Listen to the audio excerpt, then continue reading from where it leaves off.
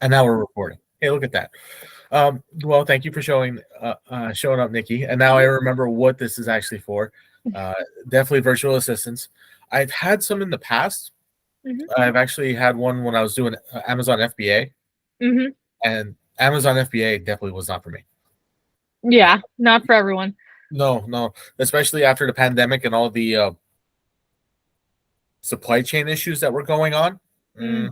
Bad time to get in, Yeah, honestly. I can see that. So, tell me about you and how you started becoming a virtual assistant company. Mhm.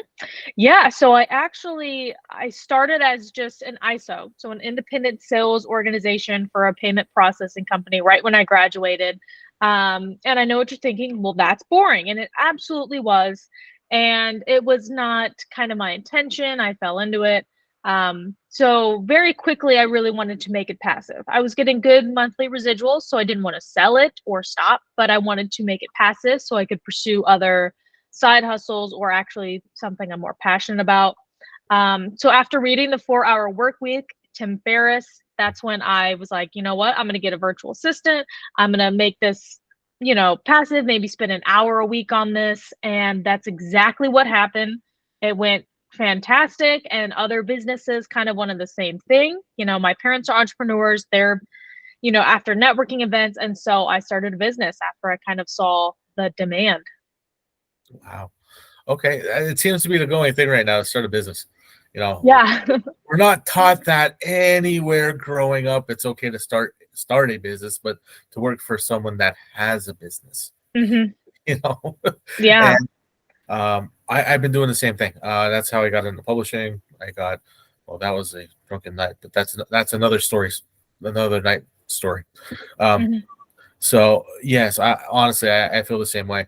On and doing the radio show, and I started up a publishing company, as you've probably seen Mhm. on there. So I'm starting that up. But this show, it's actually a live radio show. Mhm. So we go live worldwide at Voice America. It's normally on Tuesdays. It's about an hour long. It starts off at 4 p.m. Eastern, 1 p.m. Pacific. So and it's about an hour long. I get guests that you know they had all. There's similar stories. A lot of things that are similar, but there's a lot of differences in the stories. But Mhm. it's all teaching people that you can actually make money by doing other stuff than a 9 to 5 job. And Mhm. you can do it. And that's one of the things. Uh, I actually had Angel Employers on this past week with Mhm. Gianna Romani, and this would actually be a wonderful follow up in the coming months. Mhm. I'm looking in the month of let's see, March, April, probably the Mhm. second week of April. We'll schedule that. I got to double check a couple of things, but to nail that down. But yes, virtual assistants, they're godsends, honestly. Yeah. Absolutely. So even after the whole Facebook um faux pas, if you will, you still fully support, the delegation and outsourcing with virtual assistants? Yes, absolutely. And I found that the tax things, it's you don't really have an employee, you have a contractor, so it Mhm. doesn't really go with that. Mhm. What are your virtual assistants trained in, or is it up to me to train the virtual assistant? So a little bit of both. Okay. So because we're like an agency, essentially someone or a business owner would come to me and I would hop on a call with them and they would tell me what they need or what they're looking for, or if they're confused, I have them do a time audit and I'll kind of point them in the right direction. But once they tell me what they need, for example, I just had a call with someone today who's looking for a appointment setter. So basically, I would go to my where I source and recruit.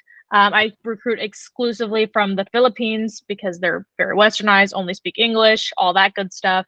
And then I find someone that has specialized and has experience with that skill. So, Okay. what was the skill I used? Appointment setting. So Appointments. basically, I find someone that has that experience, and then I help them. Um, Take them on. I help a little bit with the onboarding, but mainly I just introduce them and then allow them to begin using them as an employee. Oh, wonderful. Well, Hmm. wonderful.